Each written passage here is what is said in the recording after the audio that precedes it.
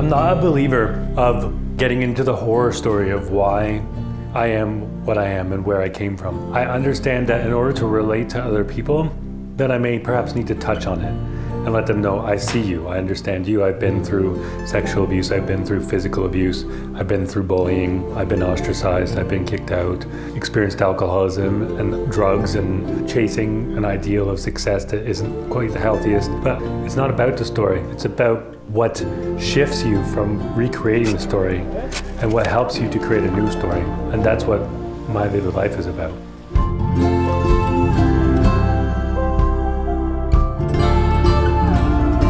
So it's in the inquiry, it's in the practice, it's in the questioning, just experiencing different modalities and create the life that you really want.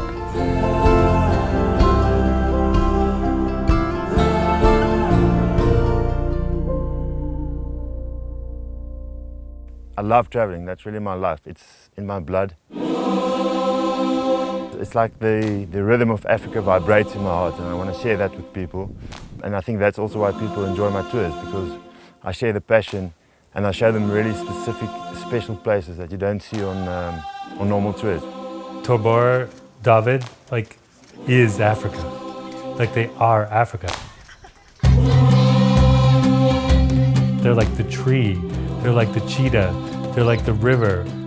I just he's got this. That's why I started the company, Toerboer, because it encompasses my whole life. It's all I want to do, is travel, show people our beautiful continent.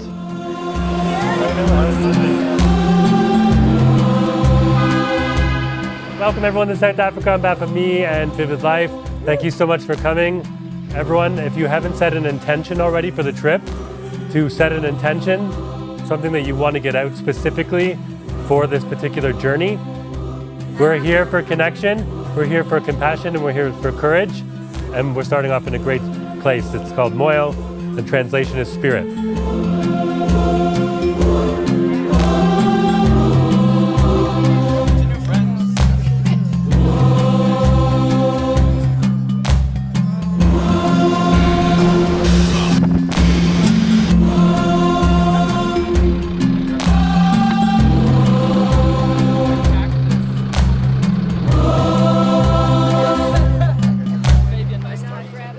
So what led me to seeing the decline of Africa, it's going down the tube. I'm sorry. The park called me now for nearly 200 vultures poisoned, 7 lions poisoned, their faces cut off and their feet cut off. A disaster. Now it's a lion bone business and rhinos. Average of 5 rhino a day in our country. In Central Africa, it's average of 96 elephant a day. Come on, man. People wake up. So conservation is about saving one species. It's about saving the whole system. The whole system. So welcome to Mohololo. The name Mohololo means the great, great one. And this is a great, great place for our first real African adventure. Don't know if you heard the lions earlier tonight. Yes. Tomorrow morning, everyone needs to be here at 6:30, please. 6:30. The animals don't wait for us. Eh? So 6:30, we're going to walk up to the rehabilitation center. So 7 o'clock, we need to check in there and start shoveling shit, like Jerry says.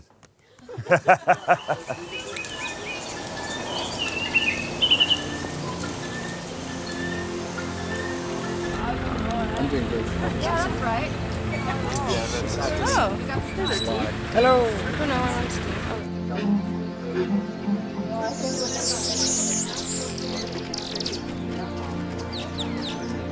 It was quite interesting in the Hollow because at first a lot of people were triggered because a lot of the animals were in cages. How old is this one? Is this everyone? And they didn't understand the perspective that these animals had been wounded. They felt like it was a zoo. So at the time, the breeding program, then they would be released? So you're in between a zoo and you're the middle person? I can say we are middle person, but with us, it's more to do with educational field.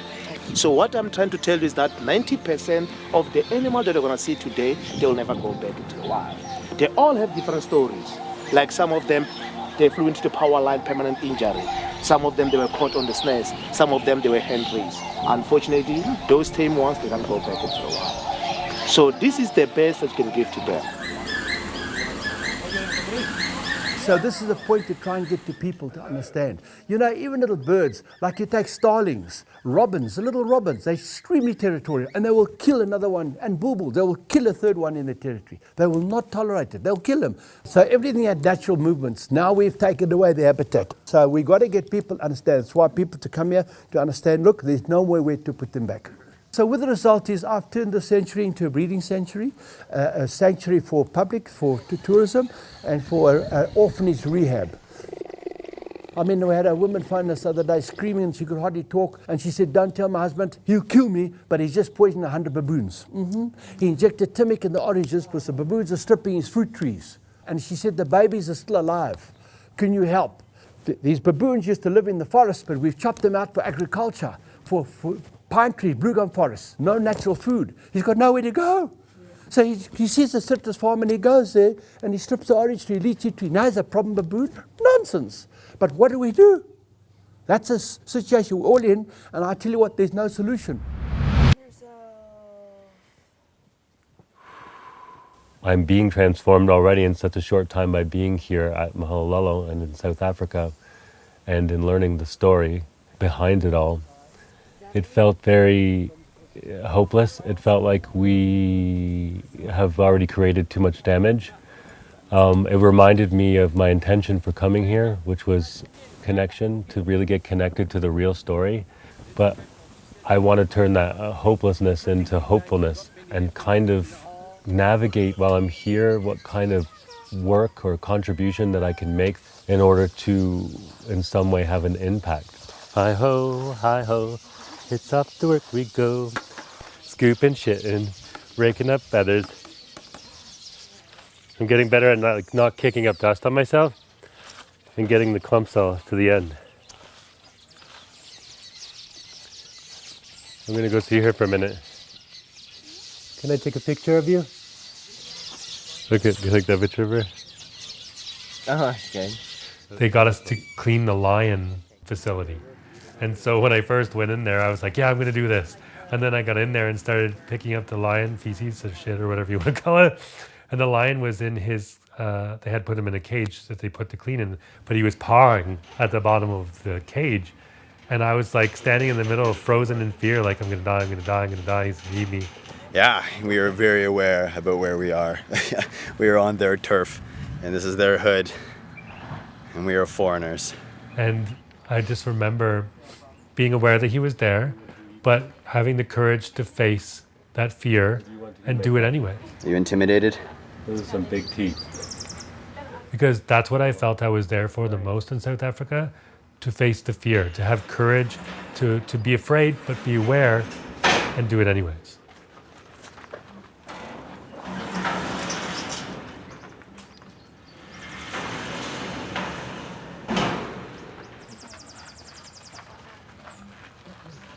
Brian had come along and he was doing a demonstration feeding the wild dogs. And he asked us if we wanted to feed them. And never in my life would I ever put myself in that situation. I just put my hands on me, and here I was like 2 minutes later throwing a deer to a pack of wild dogs. But I didn't have fear. I had a knowing that I was doing the right thing at the right time. It wasn't scary, but I just felt like it was time to come out. It's crazy the education we've got so far, because being in North America, we haven't a clue what's going on here. We had no idea about the poisonings. We knew about poaching, and we didn't know it was as bad as it is. So it's good to come here and get an education on what's going on so that we can go back and educate. And like kind of round the troops. And if they started talking about vultures being poisoned on TV, nobody would care at all. It's unfortunate, but they wouldn't care. They don't understand the interconnectedness of everything. So, I'll be on TV, save the vultures. The vulture man. My astrological sign is a Leo, and I feel like it's coming. I feel like I was the cowardly lion, and now I feel like I've got my medal. And so this is giving me this profound courage, not only to be in Africa amongst dangerous animals, but I feel like this courage is going to carry with me everywhere I go.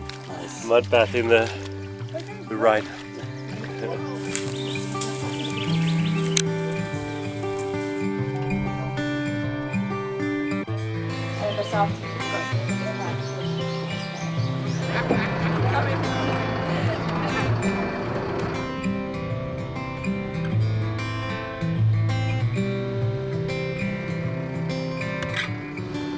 Thank you everybody and welcome. I hope you will enjoy your stay with us, not just here at Daktari, but also in the village where you will be working with the community.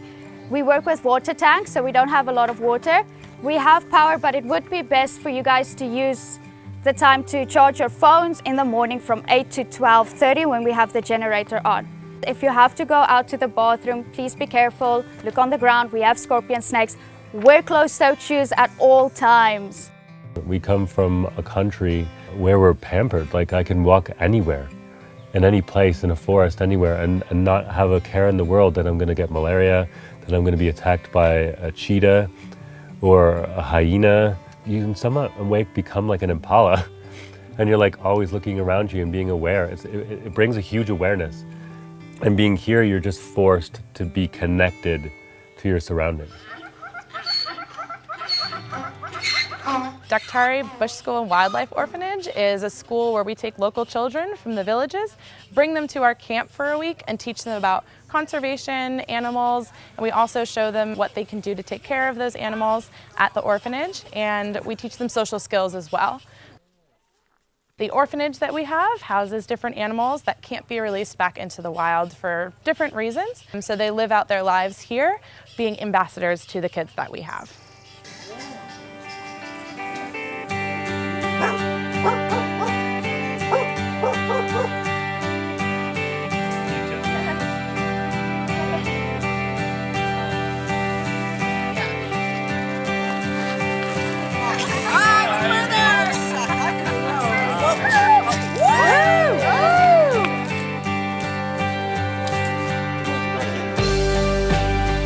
So we just arrived at a South African village to plant marula trees, which is a tree that bears a fruit.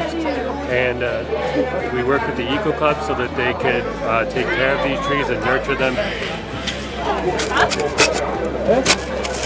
And we have so many kids come back or show up to our weekly Eco Clubs that say, I love Daktari, you guys changed my life and I was so excited, I'm gonna go and I'm gonna become a ranger or I'm gonna save the wildlife in South Africa. Because since Daktari came to our lives, so we really know what can we do in our lives. So some of us, we were lost, we thought maybe we were just nothing in life. But Daktari came to our lives and then we realized what can we do in our lives. Daktari! Yeah.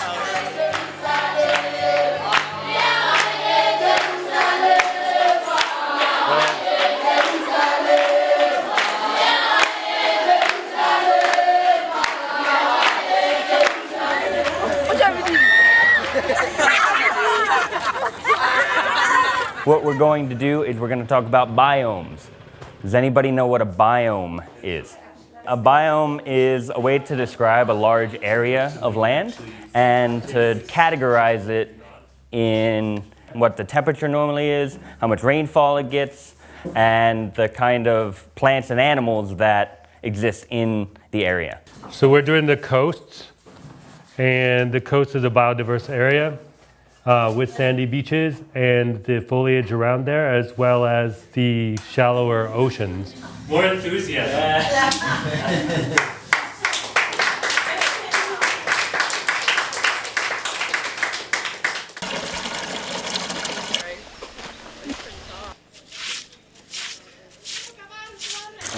Okay. So the children from the village won't come in the cage here with the owl because they think, and are taught some superstition that it's the devil. Can you come in? No, the owls are. You're scared of the owl? See? They're scared of the owl. And so the Daktari program is also quite amazing. We were teaching like drug and alcohol education, which was really deeply moving for me because I had come from a history of drug and alcohol abuse in my family. I'm writing out some statistics for the kids to read. The one I'm doing right now is that 6 out of 10 drivers that die in accidents have dangerously high alcohol levels in their blood in South Africa. I made it. I'm Shayne. We met in geography class. Today we're going to have a discussion about drugs and alcohol. So everyone knows what that is? Smoking, tobacco. Yeah, when Correct. you're a child, you're not gonna die. Yeah. Now. Do you all know what addiction is? So here is when she was talking about tobacco. The longer you use tobacco, the more damages it has. So this is a clean lung here. And this is what happens to your lung over time with tobacco. And I was like, it's just so incredible that I am able on the other side of the world to participate in this conversation through an experience that I had. There were so many moments just wow, oh wow. At first they were really, really, really terrified, so it was amazing, incredible to see how they opened up throughout the week and see the little personalities and their aspirations and their goals and what they wanted to do for the environment. And I learned from my peers that are with me on the trip, I learned from the children, I learned from experiencing the animals. And so it gave us a sense of responsibility, but also a sense of connection, a sense of real compassion for the animals and what they have been through in order to come here. And also visiting the places where all the children came from give us a real sense of connection and compassion. My favorite lesson has been watching every one of you learn and grow and build relationships and learn from it all myself and learn how to navigate it. I want to become more aware of myself and of the world around me, and I want to do more within the world in South Africa. They promised a lot to not do drugs, to not harm other people, to not be criminals. They promised to respect the environment, they promised to treat their parents better, and they promised to treat everyone with respect. I promise I will never hurt anyone. I promise I will take care of animals. I promise I will go to school. So it felt really amazing to have been part of teaching the lessons so that they could take that out and spread that to their community. Nice to meet you. Bye, everyone. Bye, guys.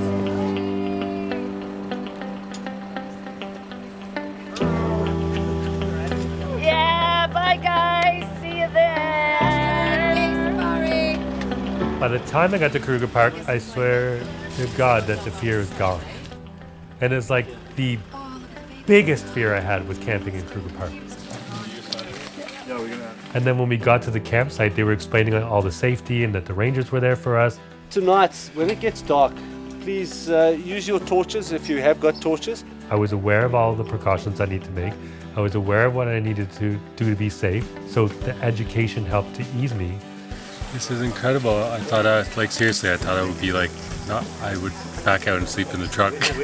And then as the sun came down and it became dark, just sitting around the fire and eating the South African braai, like the pumpkin stew and like the old witch's cauldron, I could hear the animals at nighttime and I could know that it was all surrounding me. At that particular point, I just felt like I was just all one with it.